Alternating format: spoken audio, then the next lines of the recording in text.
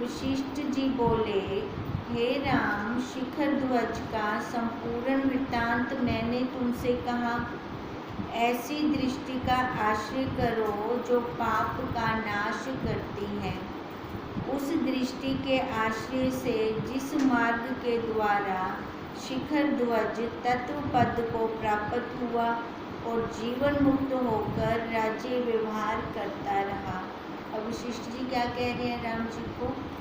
जो दृष्टि शिखर ध्वज ने अपनाई थी उस दृष्टि को अपनाओ। वैसे ही तुम भी तत्पद का आश्रय करो और उसी के परायण हो। आत्म पद को पाकर भोग और मोक्ष दोनों भोगो। अब शिखर ध्वज ने भी तो यही किया है ना, पहले मोक्ष का वो ले लिया सारा, अब फिर वही राज्य का भोग कर रहा है। इसी प्रकार बृहस्पति का पुत्र कच्छ ने भी बोध पाया है। राम ने पूछा, हे भगवान, जिस प्रकार बृहस्पति का पुत्र कच्छ बोध को प्राप्त हुआ सो भी संक्षेप से कहिए। वशिष्ठ जी बोले, हे राम, कच्छ बालक जब अज्ञान अवस्था को त्याग कर पद पदार्थ को जानने लगा तब उसने अपने पिता बृहस्पति से प्रश्न किया कि हे पिता, इस संसार के पिंजरे से मैं कैसे निकलूं? जितना संसार है वह जीव तत्व से बंधा हुआ है। अनात्म देह आदिकों में मिथ्या अभिमान करने को जीव तत्व कहते हैं। जिसमें अहम त्वम माना जाता है उस संसार से मैं कैसे मुक्त हूँ? अब क्या प्रश्न कर रहा है कच्छ अपने पिता से? वो कह रहा है कि ऐसी दृष्टि दो मेरे को कि जो ये संसार है ना, ये हम संसार में फंसते कैसे हैं? जीव बनकर, है ना। तो इस जीव भाव से मैं बाहर कैसे निकलूं? जिसमें अहम त्वम माना जाता है उस संसार से मैं कैसे मुक्त हूँ? बृहस्पति बोले, हे तात, इस अनर्थ रूप संसार से जीव तब मुक्त होता है जब सबका वो त्याग करता है। सर्व त्याग किए बिना मुक्ति नहीं होती। इससे तू सर्व त्याग कर जिससे मुक्त हो। अब उसने भी त्याग किया था, है ना। त्याग कौन सा कर रहे था? वो शिखर ध्वज राजा बाहर वाला त्याग कर रहा था सारा, है ना। अब पिता ने तो कह दिया बृहस्पति ने भी तू पहले सारा त्याग कर। अब इसको समझ नहीं आएगा कि मैं त्याग कौन सा करूं। वशिष्ठ जी बोले, हे राम, जब इस प्रकार बृहस्पति ने कहा तब कच्छ ऐसे पावन वचनों को सुन ऐश्वर्य का त्याग कर वन को गया और एक कंदरा में स्थित होकर तप करने लगा। हे राम, बृहस्पति को कच्छ के जानने से कुछ खेद ना हुआ। नहीं तो वो मोह आता ना, तो उनको कोई मोह नहीं हुआ, क्योंकि ज्ञानवान पुरुष संयोग वियोग में सम रहते हैं और हर्ष शोक को कभी प्राप्त नहीं होते। जब 8 वर्ष पर्यंत कच्छ ने तप किया तब बृहस्पति ने जाकर देखा कि वह एक कंदरा में बैठा है। 8 साल हो गए उसको तप करते हुए। फिर पिता देखने आया पुत्र को, कहाँ है, मैं देखूँ तो सही, उसकी खबर तो लूँ। अब क्या देख रही हैं कि एक गुफा में वो बैठा है। तब वह कच्छ के पास आ गए। कच्छ ने पिता का पूजन गुरु की भांति किया। बृहस्पति ने कच्छ को गले लगाया। तब कच्छ ने गदगद वाणी से प्रश्न किया, हे पिता, 8 वर्ष बीते, मैंने सर्व त्याग किया है तो भी शांति को नहीं प्राप्त हुआ। जिससे मुझे शांति हो सो कहो। बृहस्पति ने कहा, हे तात, सर्व त्याग कर जिससे तुझे शांति हो। अब उन्होंने तो बोल दिया सर्व त्याग कर, वो अपना सारा को तो छोड़ दे कि गुफा में जान बैठा, उसको लग रहा है और मैं क्या त्याग करूं इससे ज़्यादा। ऐसे कहकर बृहस्पति उठ खड़े हुए और आकाश को चले गए। हे राम, जब बृहस्पति ऐसे कहकर चले गए तब कच्छ आसन और मृगशाला को त्याग कर और वन को चला। अभी उसको लग रहा था कि ये कंदरा के अंदर तो बैठा हूँ, गुफा के अंदर तो बैठा हूँ, अभी इसका भी मेरे को त्याग करना है।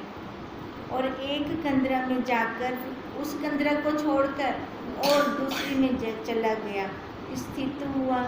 3 वर्ष वहाँ व्यतीत हुए तो फिर बृहस्पति आए और देखा कि कच्छ स्थित बैठा है।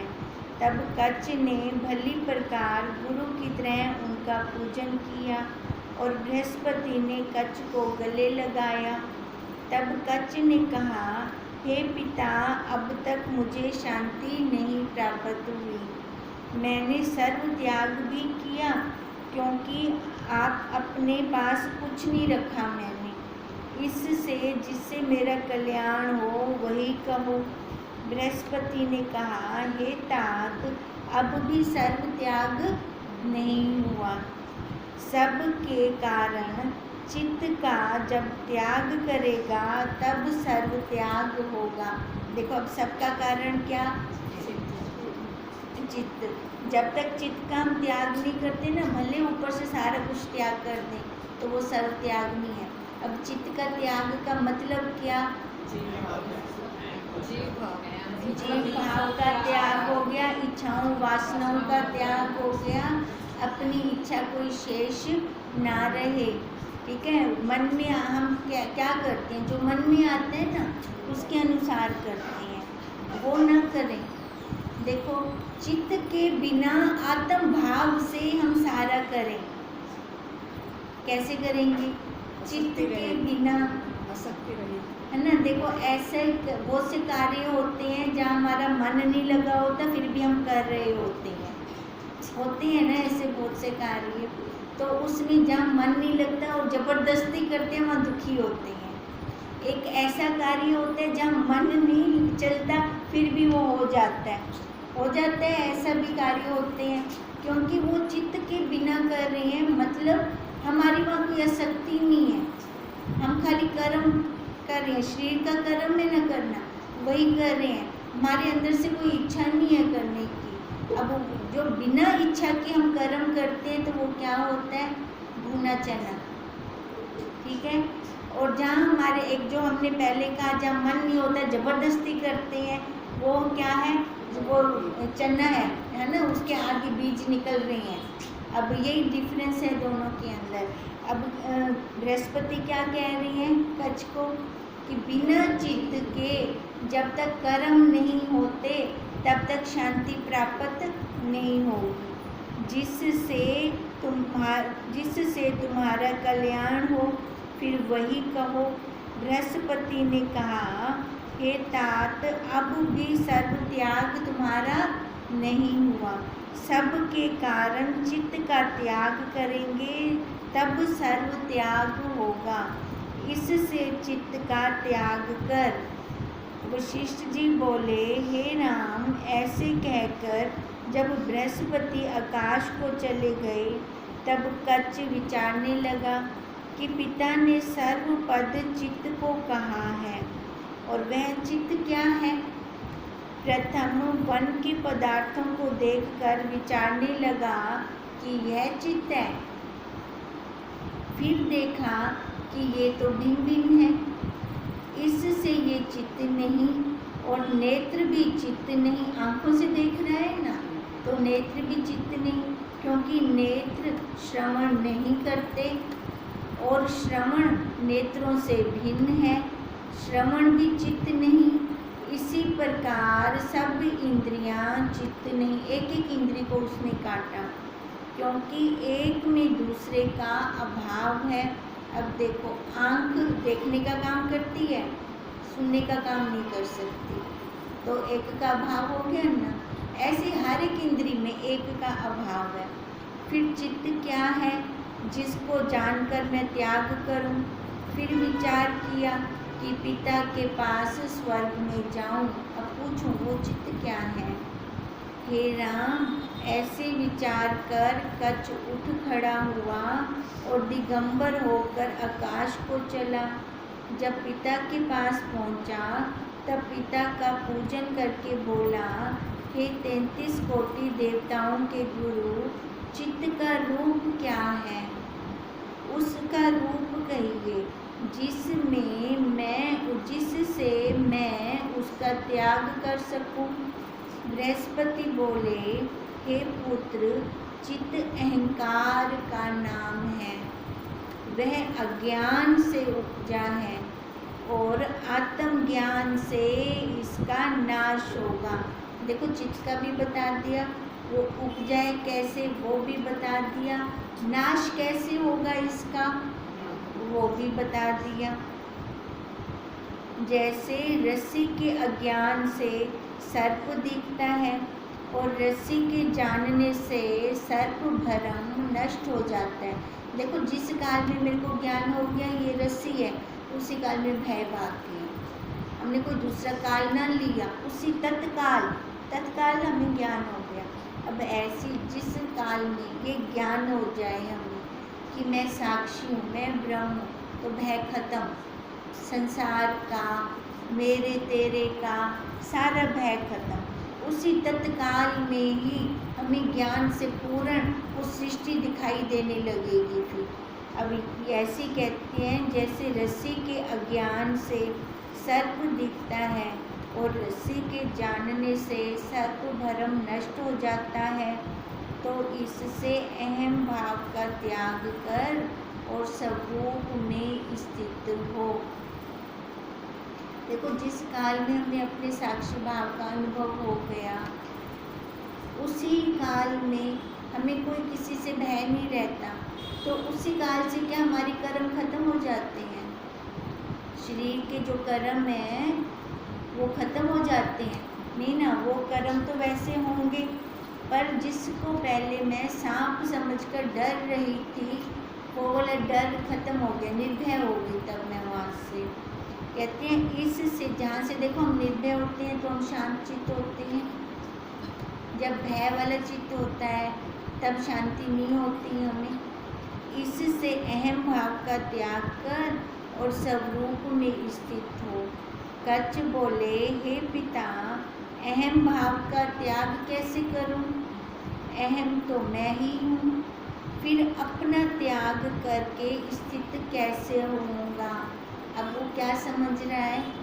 शरीर का त्याग करना है ना। तो यही कह रहा है मैं अगर शरीर का त्याग कर दूंगा तो जानूंगा कैसे फिर मैं? इसका त्याग करना तो फिर महाकठिन है। बृहस्पति बोले, हे तात, अहंकार का त्याग करना तो महासुगम है। फूल के मलने में और नेत्रों के खोलने और मूंदने में भी कुछ यत्न है, परंतु अहंकार के त्यागने में तो कुछ यत्न नहीं है। हे पुत्र, अहंकार कुछ वस्तु नहीं है, भ्रम से उत्पन्न हुआ है। अहंकार कैसे उत्पन्न हुआ? अज्ञानता से, है ना। अज्ञानता कैसे? कि शरीर को मैं मान लिया। जब मैंने अपने आप को सच्चा समझा तभी तो बाहर मैंने सारा सच्चा समझ लिया। तो ये सबसे बड़ी अज्ञानता है। ये बादल हैं ये, है ना। अब यही कहते हैं जैसे मूर्ख बालक अपनी परछाई में बेताल की कल्पना करता है, रस्सी में सर्प देखता है, मरुस्थल में जल की कल्पना होती है और आकाश में भ्रम से 2 चंद्रमा दिखता है, वैसी परिचिन अहंकार अपने परमार्थ से उपजा है। आत्मा शुद्ध आकाश से भी निर्मल है और देश काल वस्तु के परिच्छेद से रहित सत्ता सामान्य में चिन्ह मात्र है भी नहीं, है भी सही। सत्ता सामान्य के अंदर है नहीं, इसलिए कहते हैं क्योंकि दिखती नहीं है, ना हम दिखा सकते हैं। है इसलिए कहते हैं क्योंकि उसके बिना कुछ हम सिद्ध नहीं कर सकते। कहते हैं उसी में स्थित हो वो जो तेरा स्वरूप है। तू आत्मा है, तुझ में अहंकार कभी नहीं। जीव में अहंकार है, हमारे ब्रह्म में अहंकार नहीं है। हे साधु, आत्मा सर्वदा सब प्रकार सब में स्थित है, उसमें अहम भाव तो किंचित भी नहीं है। जैसे समुद्र में धूल कभी नहीं होती, वैसे ही आत्मा में अहंकार कभी नहीं होता। आत्मा में न एक तत्व है न द्वैत्व है। हम कह सकते हैं एक दो, उसमें जब है ही वही, सारी चादर ही उसकी बिछी पड़ी है, तो एक भी कैसे कहें, किसकी अपेक्षा से कहें? दो भी तो किसकी अपेक्षा से ही कहेंगे उसको। वह केवल अपने आप में स्थित है, और जो नाना आकार देख पड़ते हैं वे चित्त के स्फुरण से हैं। चित्त के नष्ट होने पर आत्मा ही शेष रहता है। इससे अपने स्वरूप में स्थित हो, जिसमें तेरा दुख नष्ट हो जावे, तभी उसको शांति आएगी ना। उसका बार बार यही प्रश्न उठ रहा है, मेरे को भी शांति नहीं है, मेरे को भी शांति नहीं है। पहले 8 साल तप किया तो नहीं आई, फिर 3 साल और जगह जाके किया फिर भी नहीं आई। फिर पूछा कैसे मेरे को शांति आई, तो फिर बृहस्पति ने बोला कि पहले चित्त का नाश कर, और फिर उपजा कैसे वो भी बताया। अब वही पूछा कि चित्त का नाश मैं कैसे करूं, कैसे वो नष्ट होगा। अब क्या कह रहे हैं, कहते मैंने सर्व त्याग तो कर दिया, पर बृहस्पति ने कहा सर्व त्याग करने का अभी नहीं हुआ सर्व त्याग, खाली वो ऊपर ऊपर से, जब तक चित्त का त्याग नहीं होता, मतलब मन से नहीं हम छोड़ते इच्छाओं को वासनाओं को, तब तक हमारा सर्व त्याग नहीं होता। अब यही कह रहे हैं जब सर्व त्याग होगा तो फूलना कोई नहीं उठेगा। जब फूलना कोई नहीं उठता, लहर कोई नहीं उठती, तो सागर है ही है, वैसे ही है। तो जब फूलना कोई नहीं उठता तो अपना स्वरूप हम स्वयं हैं, है ना। फूलने कहाँ उठते हैं, इस आकार में, इस देह में। जब वो फूलने ही खत्म हो गए हमारे, तो वही साक्षी भाव रहा हमारा। अब कहते हैं आगे से बादल हट गए तो सूरज के दर्शन तो होंगे ना फिर हमें। जो कुछ यह है यही दिख पड़ता है, इसमें भी आत्मा है। जैसे पत्र, फूल, फल सब बीज से उत्पन्न होते हैं, वैसे ही सब आत्मा का चमत्कार है। फिर कहते हैं एक बार तेरी दृढ़ता हो गई, फिर तू जहाँ देखेगा तेरे को क्या दिखेगा,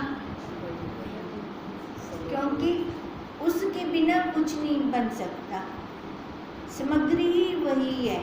ये 84 लाख योनियाँ है ना, ये नाना तत्व की सामग्री कहो चाहे बीज कहो, वही है। उस बीज से ये सारा कुछ निकला है। इति श्री योग विशिष्ट निर्वाण प्रकरण बृहस्पति बोधा नाम 28वां सर्गा समाप्त। वशिष्ठ जी बोले, हे राम, जब इस प्रकार बृहस्पति ने उत्तम उपदेश किया, तब कच्छ उसे सुनकर स्वरूप में स्थित हुआ और जीवन मुक्त होकर विचरा। हे राम, जैसे कच्छ जीवन मुक्त होकर विचरा और निरअहंकार हुआ, वैसे ही तुम भी निष्काम होकर विचरो और केवल अद्वैत पद को प्राप्त होवो, जो निर्मल और शुद्ध है, जिसमें अद्वैत या द्वैत कुछ नहीं। तुम उसी पद में स्थित होवो, उसमें कोई दुख नहीं। दुख नहीं तो मतलब शांति है। फिर अब देखो, पहली वार्ता किसकी, शिखर ध्वज और चुड़ाला की सुनाई, ठीक है, कैसे सार त्याग करवाया चुड़ाला ने शिखर ध्वज से। अब दूसरी वार्तालाप उन्होंने बृहस्पति और कच्छ, इसकी सुनाई कि जब तक सर्व त्याग नहीं करते तब तक हम अपने पद को नहीं प्राप्त कर सकते और हमें शांति भी नहीं आ सकती। अब कहते हैं अगर दुख को हटाना है तो सबसे पहले चित्त का त्याग करना है। कहते हैं तब ये तुम आत्मा हो, फिर उस तुम में अहंकार नहीं, तब जाके ये दृढ़ता होगी, तब जाकर अपनी स्थिति ऊंची होगी। तुम ग्रहण या त्याग फिर किसका करना, किसका करोगे, है ना। फिर जब कोई इच्छा ही नहीं है तो किसको ग्रहण करना है और किसको त्याग करना है। देखो त्याग उसका होता है जिसका पहले ग्रहण होता है ना। जब ऐसा कुछ है ही नहीं तो वो ग्रहण त्याग भी खत्म हो गया। जो पदार्थ हो ही नहीं तो ग्रहण या त्याग किसका हो। हे राम, जैसे आकाश में फूल नहीं तो उसका ग्रहण क्या और त्याग क्या, वैसे ही आत्मा में अहंकार नहीं है। जो ज्ञानवान पुरुष हैं वे अहंकार का ग्रहण और त्याग करते ही नहीं हैं। कहते हैं जो ज्ञानवान पुरुष हैं, अब ज्ञानवान पुरुष या तो पिछले जन्म की कमाई हो तो शुरू से ज्ञानी हो, अगर नहीं है तो अपना पुरुषार्थ करके जिसने ज्ञान के अंदर अपनी स्थिति बनाई है, अब वो दोबारा से थोड़ी जाएगा संसार में। मक्खन निकल आया अब दोबारा से मिलेगा थोड़ी, घी बन गया अब दोबारा से दूध थोड़ी होएगा। अब ऐसी हमारा अपना पुरुषार्थ है, हम अपना पुरुषार्थ करके कितने दिन के लिए टिकते हैं। मक्खन थोड़े दिन टिकता है, घी ज़्यादा दिन टिकता है।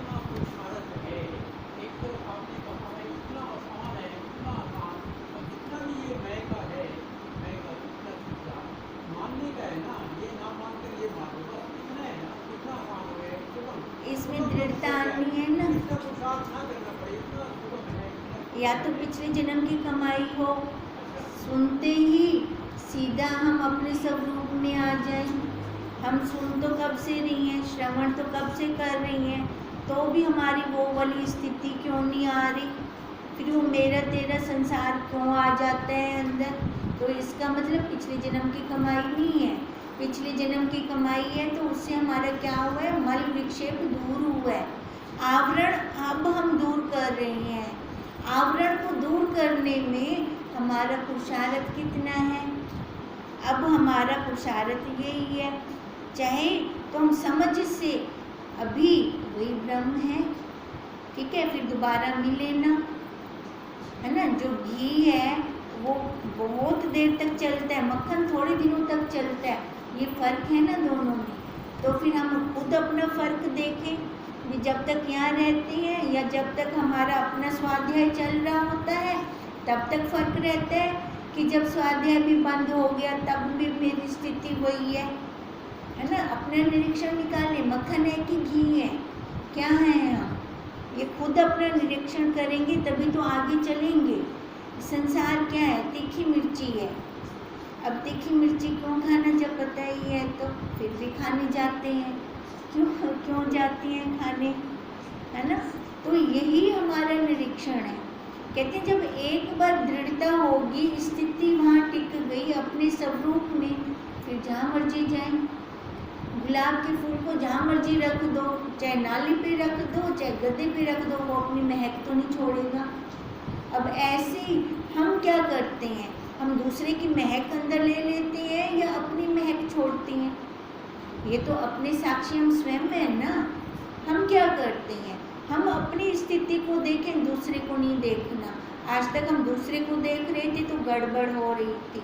अब हमने क्या करना है, अपने को ही देखना है और अपनी स्थिति को ऊपर जितनी है ना उससे और ऊंची उठानी है अपनी स्थिति। अब ये कहते हैं जो ज्ञानवान पुरुष हैं वे अहंकार का ग्रहण और त्याग नहीं करते। मूर्ख को एक आत्मा में नाना आकाश दिखते हैं, इससे किसी का शोक करता है और कहीं वो हर्ष होता है। तुम कैसे दुख का नाश चाहते हो, दुख तो तुम में है ही नहीं, तो तुम कैसे उसका नाश करने को समर्थ हो। देखो जो चीज़ हम में है ही नहीं और मैं चाहूँ उसको ख़त्म कर दूँ, मैं वही कोशिश कर रही हूँ ख़त्म करूँ, और है ही क्या ना, मेरी कोशिश बेकार बन रही है, फजूल जा रही है, टाइम भी वेस्ट हो रहा है मेरा। तो खाली समझ आनी चाहिए कि वो वस्तु है ही, खाली ये समझ आना चाहिए कि संसार है ही। कहाँ पर है? कल्पना में, है ना। जो कल्पना मैंने मन से की है उसमें है। मैं बाहर कल्पना कर लूँ कि बाहर बैल लड़ रही है नहीं, खाली कल्पना कर लूँ लड़ रही है, मैं बाहर कैसे जाऊँ, मैं तो अपना टाइम वेस्ट कर दूँगी। खाली कल्पना में सारे लोग आ जा रहे हैं, खाली मैं ही अंदर बैठी हूँ। अब यही हाल हम अपना कर रहे हैं, खाली कल्पना में मैंने ये संसार बना लिया जो कि है ही नहीं, है ना। ज्ञानी लोग अपनी मस्ती में जी रही हैं, हम चाहते वही हैं, हम तो फिक्र से मरे जा रहे हैं, है ना, निकल ही नहीं रहे अपनी इस कल्पना से बाहर। अब कहते हैं जब तक ये कल्पना खत्म नहीं करते ना, तब तक दुख शोक हमारे खत्म नहीं हो सकते। दुख शोक खत्म करने के लिए चित्त का नाश करना बहुत जरूरी है। चित्त का नाश करना मतलब अपनी इच्छाओं का, वासनाओं का नाश करना। कहते हैं तब दुख तो तुम में है ही नहीं, तो तुम कैसे उसका नाश करने को समर्थ हो। जो कुछ आकार भासित होते हैं वे सब मिथ्या हैं, पर उनमें जो अधिष्ठान है वो सत्य है। आकार का आधार वो सत्य है। हमारी दृष्टि कौन सी रहे? आधार दृष्टि, आकार दृष्टि ना रहे। मूर्ख मिथ्या करके सत्य की रक्षा करते हैं। मूर्ख मिथ्या को सत्य मान लेते हैं, सत्य को बचाने में लगे रहते हैं दिन रात, वहीं पर अपनी इंद्रियों की शक्ति खत्म करी जा रही है। फायदा क्या? फायदा है? तभी तो अष्टावक्र जी ने साफ साफ कहा है कि हम क्रिया कर करके इस शरीर को इतना थका देती है कि अपने लिए कुछ बचाते ही नहीं। आसन पे बैठते हैं तो नींद आनी शुरू हो जाती है। फायदा क्या? क्या कमाई की? मनुष्य शरीर लेकर भी हमने कुछ कमाया नहीं। पशुओं जैसे ही क्रिया की, पशुओं जैसा ही कर्म किया, जबकि पशु और मनुष्य में कितना अंतर है ना। तो वही अंतर तो समझ में रखें। क्यों पशु बनकर अपने जीवन को बिताएं? अपने देखें अंदर मनुष्य शरीर दिया है तो इसकी समर्थता क्या है वो जानता है, इसलिए उसने मनुष्य शरीर दिया है कि ये इस जन्म में छूट सकती है। हम सारे जानते हैं मनुष्य शरीर का यही सबसे बड़ा बेनिफिट है, और वही बेनिफिट हम नहीं उठाते। और इस बेनिफिट में ज़्यादा पुरुषार्थ नहीं है, खाली भाव बदलना है मन का, करना कुछ भी नहीं है। अब इसलिए कह रही हैं कि हमारी दृष्टि अधिष्ठान में हो वह सत्य है। मूर्ख मिथ्या करके सत्य की रक्षा करते हैं, तभी तो उनके दुख कभी नष्ट नहीं होते। राम बोले, हे भगवान, तुम्हारे प्रसाद से मैं तृप्त हुआ हूँ और तुम्हारे वचन रूपी अमृत से अघा हूँ। जैसे पपैया एक बूंद को चाहता है और मेघ कृपा करके उस पर वर्षा ही कर दे तो वो तृप्त हो जाएगा। जहाँ तो एक बूंद रहा है उसको पानी ही मिल जाए। वैसे ही मैं तुम्हारी शरण में आया था और तुम्हारे दर्शन की इच्छा बूंद की न्याय करता था, पर अब तो सोने में सुहागा हो गया ना। दर्शन के साथ साथ उसको महावाक्य भी मिल गए। पर तुमने कृपा करके ज्ञान रूपी अमृत की वर्षा कर दी। उस वर्षा से मैं अघा गया हूँ। अब मैं शांत पद को प्राप्त हुआ हूँ। मेरे तीनों ताप मिट गए हैं और कोई वासना मुझ में नहीं रही। तुम्हारे अमृत रूपी वचनों को सुनकर मेरा जी नहीं भरता। जैसे चकोर चंद्रमा को देखकर किरणों से तृप्त नहीं होता, वैसे ही तुम्हारे अमृत रूपी वचनों से मैं तृप्त नहीं होता। इससे एक प्रश्न करता हूँ, उसका उत्तर कृपा करके दीजिए। हे भगवान, मिथ्या क्या है और सत्य क्या है? कुछ उन्होंने बोला ना, मिथ्या कोई सत्य मान के कर रहा होता है। अब यही पूछ रही है, मिथ्या क्या है और सत्य क्या है जिसकी रक्षा करते हैं? वशिष्ठ जी बोले, हे राम, इस पर एक आख्यान है सो कहता हूँ, जिसके सुनने से हंसी आवेगी। अब ये आख्यान कल करते हैं। क्या निकला है आज हमारा?